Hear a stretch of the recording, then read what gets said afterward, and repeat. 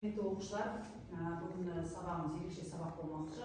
Сондықтан мен сендерді бірінші 3 топқа бөліп алайын деп отырмын. Менің қолымда бірнеше суреттер бар, соны өздерің таңдап алу арқылы 3 топқа бөліне қойыңдар. Қараңдар, топтардың астын қандай суреттер бейнеленген? Асия.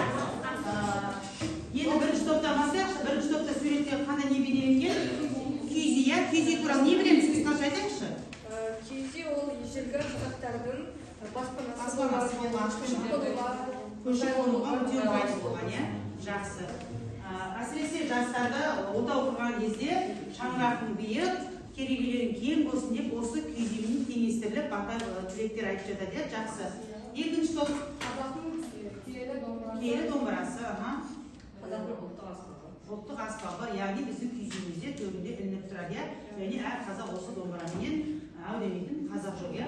Содан кейін жаңада айтып жатыр ғой, жастарға жақсы тілектер айтылады деп, міне сол кезде жаңағы домбыраны қос жегіндей бірге өмірде шертіліп жүріңдер деген сияқты, яғни қос домбыраны қос жегіндей бірге айырылмай жүріңдер деген мағынаны білдіреді екен. Келесі сіздердің топтарыңызда асық. Асық ол қазақтың ұлттық ойындарының бірі.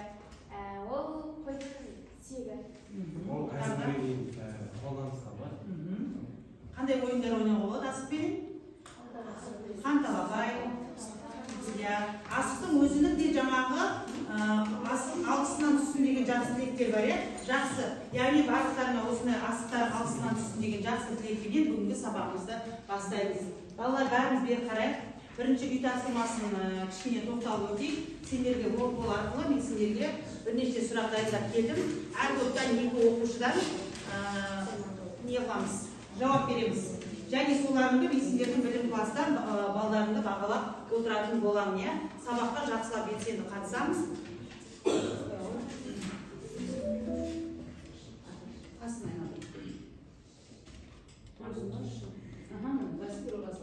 Так, бірінші топ сіздерге 1934 жылы инженер-техникалық кадрларды дайындайтын қандай жоғарғы оқу орны ашылды? Өкілмай? Тау-кен металлургиясы ашылды. Сондай ме балалар? Жақсы. Тау-кен металлургия университеті ашылған болады. Жақсы. Бірінші топ, екінші топ. Келесі барымындашы.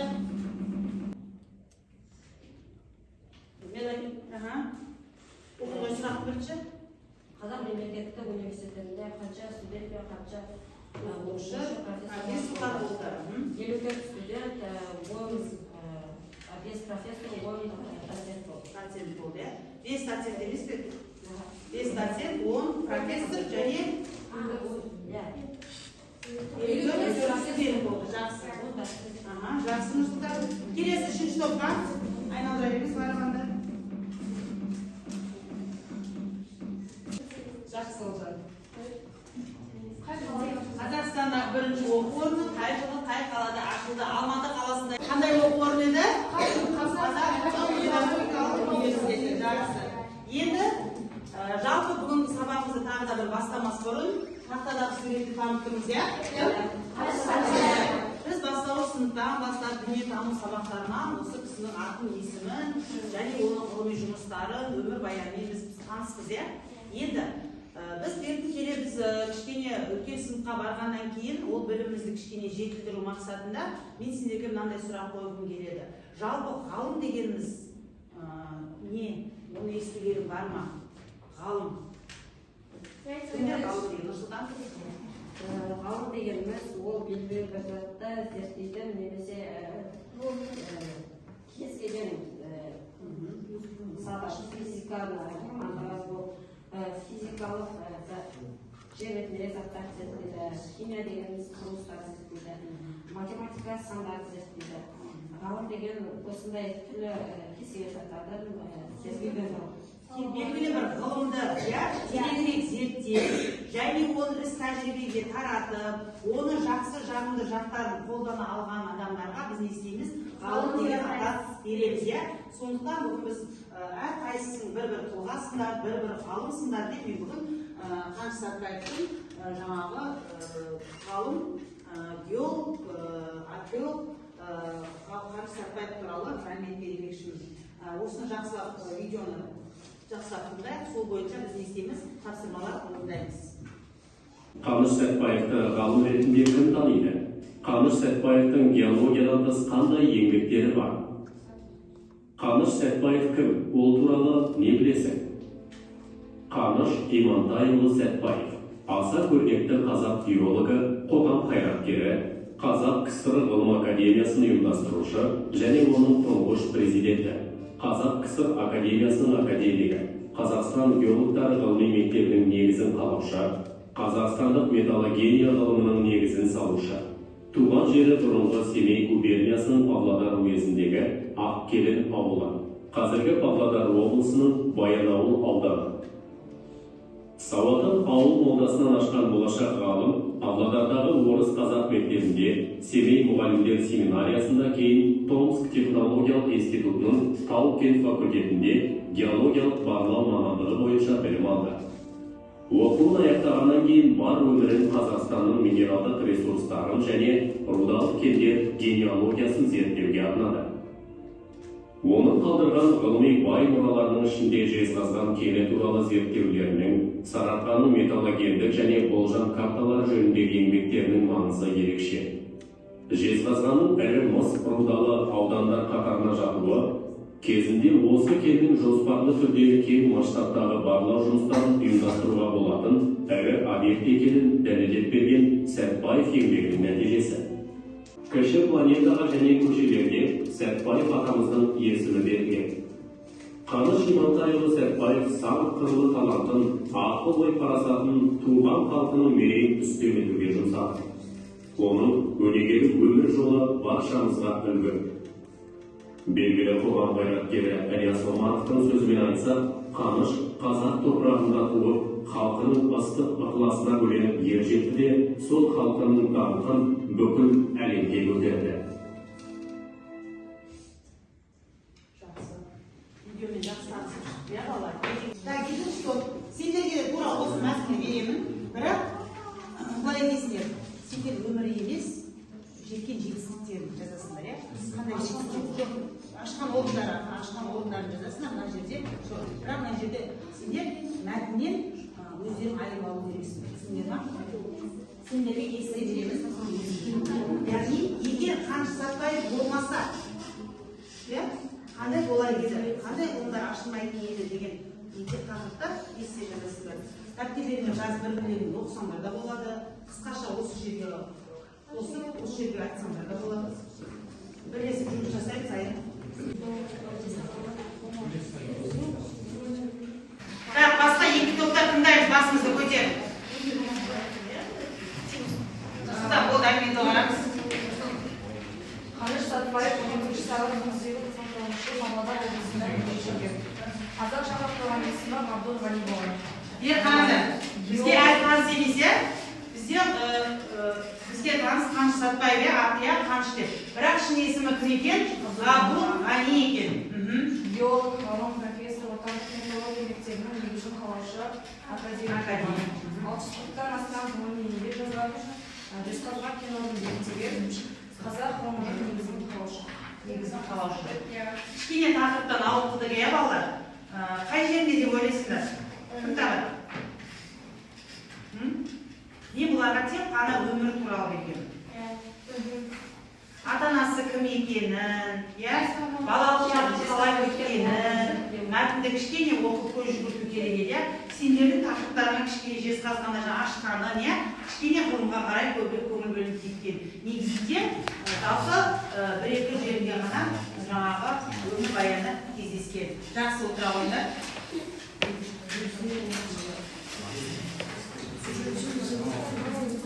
Сендерге бірдей мәтін бердім, сол үшін сендерді жаңағы таңдап тауып алсын деген мақсатпен. Келесі, екінші топ келіңдер. Сәтбаев ашқан кен орындары. Тыңдаймыз. Біріншісі, Жезқазған мыс кен орны, Қазақстандағы ірі мыс кен орны. Ғалым оны зерттеп өндірісте қолданды. Екінші, Ұлытау кен орындары. Темір, мыс, марганец сияқты пайдалы қазбалар шығарылған аймақ. Үшінші, Қарсақбай кен орны. Мыс кенінің алғашқы өндірісі басталған орын. Жезқазғанның мыс балансы. Тыңдамай өтіп, Балқаш өңіріндегі кен орны. Мыс пен түсті металлдарға бай еді. Кейіннен Балқаш металлургия комбинаты құрылды. Алдағы біздің анау Менделеевтің зерттеген нелерінің барлығы бізде осы жерде естеді, кездеседі екен, иә. Міне мына жердегі суреттерді көрсетіп тұрған тау, гипс, кальций, шпат, яғни осы жерде кварц дейді, осы кен орындарының барлығын естіген, зерттеген ғалым болған еді. Мына жерде де аттарымен барлықтарын естеп қойған, көрсетіп қойған. Қазір екінші топ қай жердегі кен орындарынан барлығын естеп кетті, тоқталып өткен болатын, иә. Жақсы. Сабақтың соңында тағы өздерің жеке таныстыратын боласыңдар.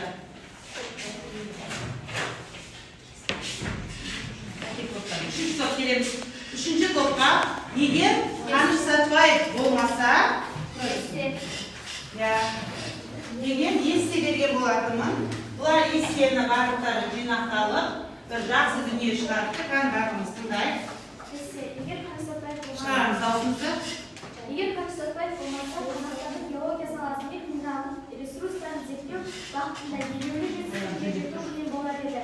Ол қазақ жерінің қойнауындағы байлықтарын ашып, еліміздің табиғи ресурстарын игеруге жол ашты. Сәтбаевтың еңбегінің арқасында Қазақстанда жаңа өндіріс салалары дамып, ғылым мен техникада үлкен үлес қадамдары жасалды. Ғалымның ұлттық ғылымға қосқан үлесі орасан зор. Ол болмаса еліміздің дамуына айтарлықтай кедергі болар еді. Кедергі болар еді. Және біздің экономикамыз дамымас еді, иә. Біз табиғи байлықтарды көзін тарихқа дейін білмес білмедік, иә. Жақсы.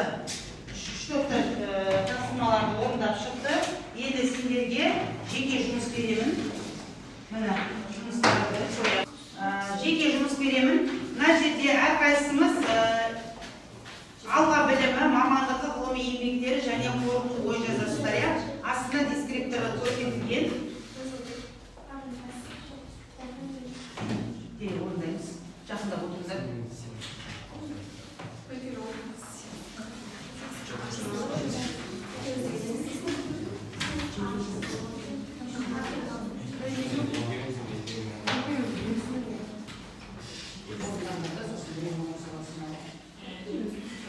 Алған білімі жылдан жазамыз, аты жөніміз жазамыз. Алған білімі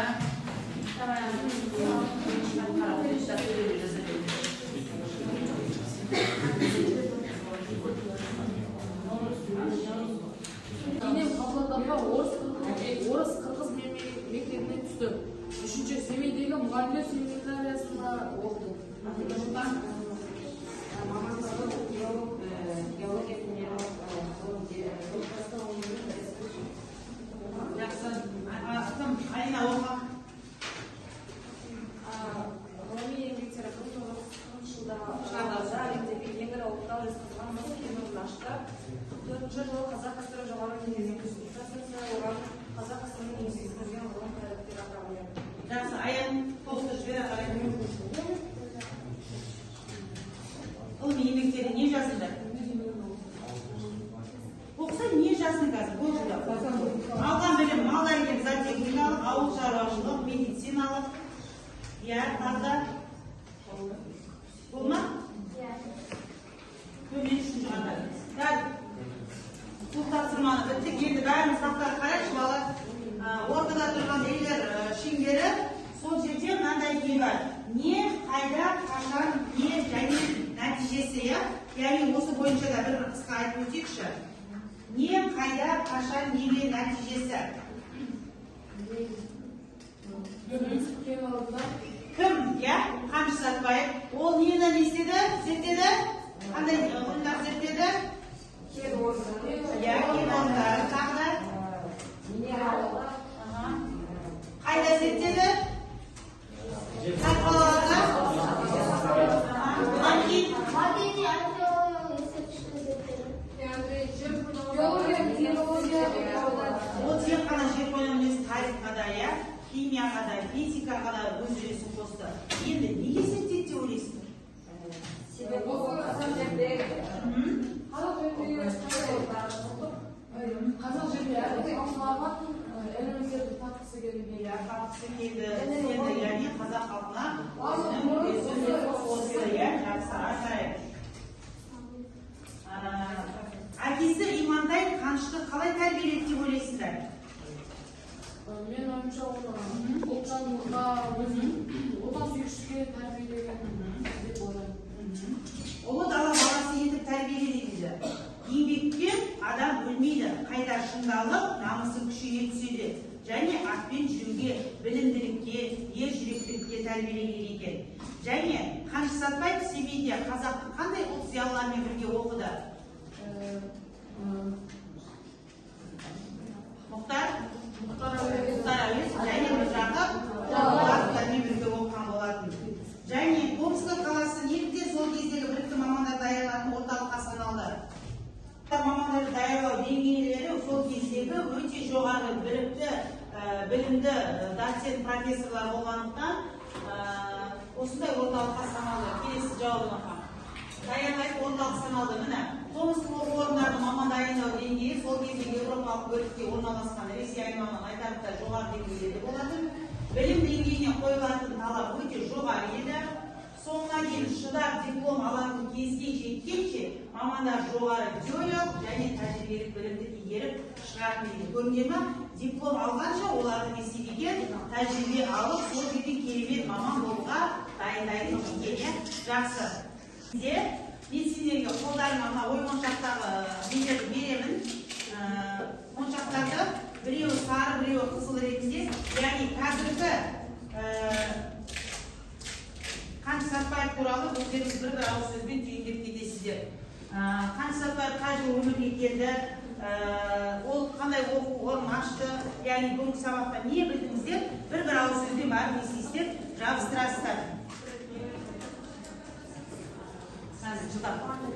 Bir dinlesin aynı. Yok, жақсы. Алым, ағай.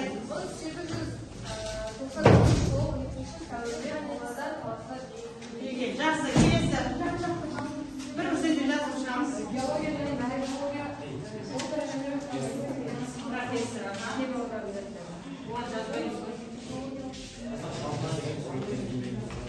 өте тамаша.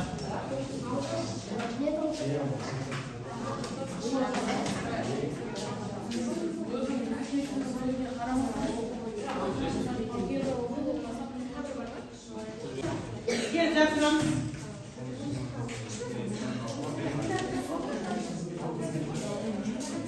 Келдер астан.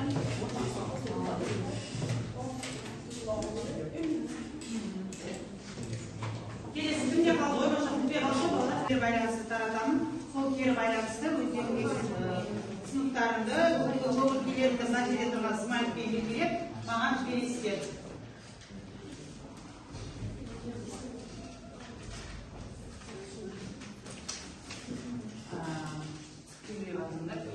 Содан кейін топты бағалауда топ басшылары. Күрнай қолыңды қалай бағаладың?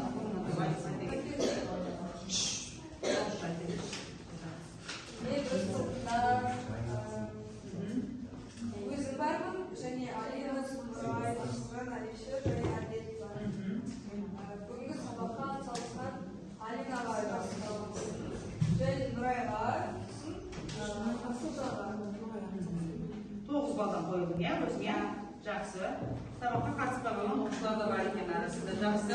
Бізді әлі бағалауымыз керек.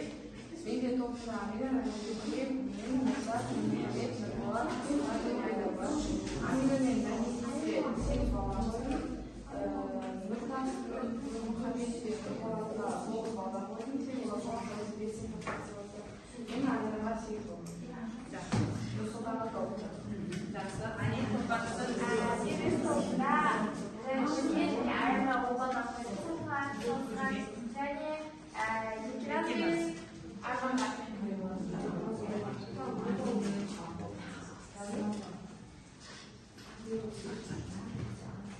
Алдымыздағы білім класын санаймыз.